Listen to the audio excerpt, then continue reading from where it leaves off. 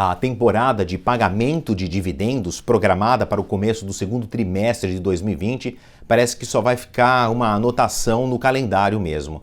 Porque essa semana a General Motors diz que se junta a uma lista de outras 80 empresas e fundos de investimentos que declararam o não pagamento na participação dos lucros aos seus investidores, sejam pessoas físicas ou jurídicas. Não é a primeira vez que a gente vê isso na história econômica dos Estados Unidos, mas uma lista tão grande não se vê desde 2001. Aliás, o último revés assim simbólico que nós tivemos foi em 2010, quando 55 empresas anunciaram o não pagamento dos seus dividendos. É claro que o discurso hoje dessas 81 empresas é o mesmo. Esse dinheiro, que seria como uma parte do pagamento aos investidores, uma divisão de lucros, vai ser reaplicada nessas empresas e fundos de investimento para tentar tirar as companhias aí de um prejuízo, de uma crise causada pela Covid-19.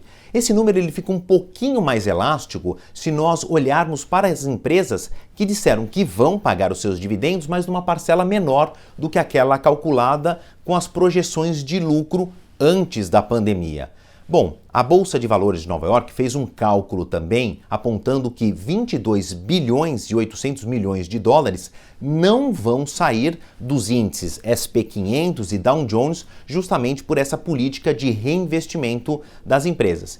E essa fortuna iria para o bolso de investidores nos dois sentidos. O Bank of America, que é o maior banco de varejo aqui dos Estados Unidos, calcula que nessa virada entre o primeiro e o segundo trimestre do ano, o pagamento de dividendos, em geral, caia em torno de 10%. E os setores que mais vão negar a divisão de lucros com seus investidores são nas áreas de energia e consumo. Entretanto, eu fiz uma lista aqui rápida para que a gente entenda que esse problema está pulverizado. A Ford e a General Motors já avisaram que não vão pagar os seus investidores, os dividendos aos seus investidores.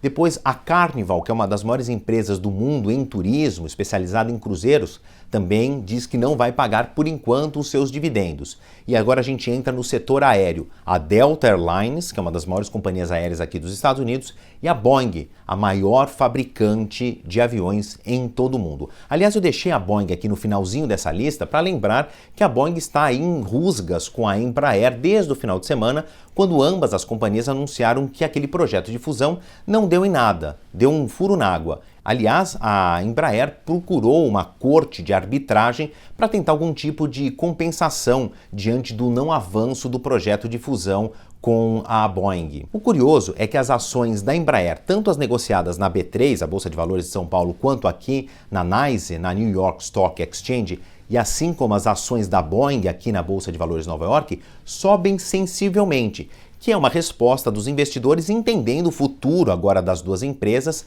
que são importantes players do mercado de aviação nos seus respectivos países. Agora se sabe o desfecho dessa novela. Então, com esse cenário mais claro, alguns investidores voltaram a colocar dinheiro em ambas as companhias. Mas eu destaquei aqui a alta nessa sessão das bolsas de terça-feira. Porém, ao longo de 6 meses, houve uma perda sensível de ambas as companhias.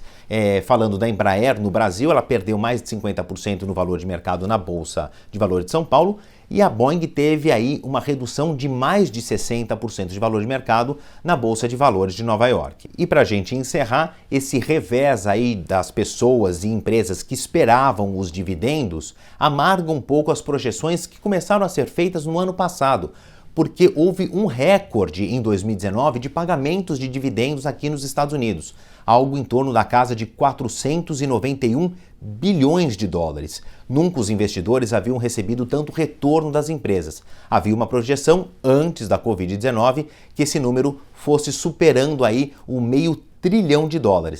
E por enquanto a gente não viu nada disso e, aliás, muito dificilmente que isso aconteça até o final de 2020. Eu sou Marcelo Favalli, esse aqui é o Direto de Wall Street para o CNN Business.